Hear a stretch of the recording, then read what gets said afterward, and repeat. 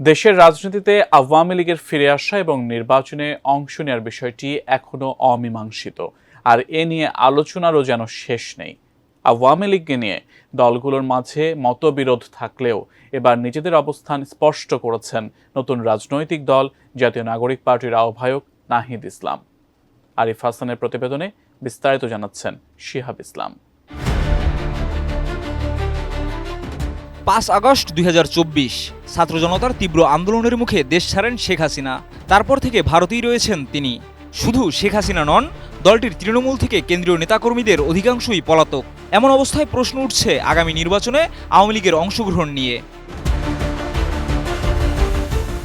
যুক্তরাষ্ট্রভিত্তিক সংবাদ মাধ্যম দ্য ডিপ্লোম্যাটকে দেওয়া এক সাক্ষাৎকারে এনসিপির আহ্বায়ক নাহিদ ইসলাম বলেন, তারা চান না আওয়ামী লীগ নির্বাচনে অংশ নিক। তিনি স্পষ্ট করে জানান, দলটির ভেতরে যারা অন্যায় ও দুর্নীতির সঙ্গে জড়িত তাদের অবশ্যই বিচারের আওতায় আনতে হবে।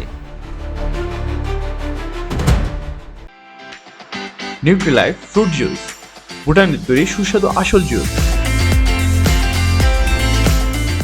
সাক্ষাৎকারে এনসিপির রাজনৈতিক দৃষ্টিভঙ্গি তুলে ধরে নাহিদ ইসলাম জানান, তারা মধ্যপন্থী রাজনৈতিক দল হিসেবে কাজ করতে চান এবং তরুণ ও সাধারণ জনগণের জন্য নতুন রাজনৈতিক সুযোগ তৈরি করতে প্রতিশ্রুতিবদ্ধ। তিনি জানান, তাদের লক্ষ্য গণপরিষদ গঠন করে সেকেন্ড রিপাবলিক প্রতিষ্ঠা করা। এর মাধ্যমে নতুন সংবিধান প্রবর্তন এবং ক্ষমতার কাঠামো পরিবর্তন আনতে চায় তারা। নির্বাচন প্রসঙ্গে এনসিপির অবস্থা ব্যাখ্যা করে নাহিদ ইসলাম বলেন, তাদের মূল অগ্রাধিকার মূলত পূর্ববর্তী সরকারের অপরাধীদের বিচার, আইনশৃঙ্খলা পরিস্থিতি স্থিতিশীল করা এবং গণপরিষদ গঠন করা। জানান, তারা সংবিধান এবং নির্বাচন ব্যবস্থায় সংস্কারের পক্ষে, যাতে ফ্যাসিবাদ শাসন আবার ফিরে না আসতে পারে। তাই বর্তমানে নির্বাচনের জন্য কোনো নির্দিষ্ট সময়সীমাও দিচ্ছে না দলটি। অনেকেই এনসিপির সঙ্গে জামায়াতে ইসলামের সম্পর্ক রয়েছে বলে ধারণা করছেন। তবে এ প্রসঙ্গে নাহিদ ইসলাম স্পষ্ট করে বলেন, এনসিপি এবং জামায়াতে ইসলাম সম্পূর্ণ ভিন্ন রাজনৈতিক দল এবং তাদের এজেন্ডাও ভিন্ন। দল দুটির মধ্যে কোনো সংযোগ নেই বলে জানান তিনি। নাহিদ ইসলামের বক্তব্য অনুযায়ী আওয়ামী লীগের ভবিষ্যৎ এখন অনিশ্চিত। তিনি মনে করেন, দলটির নেতাদের বিচার নিশ্চিত না করে নির্বাচনে অংশগ্রহণের সুযোগ দেওয়া উচিত নয়।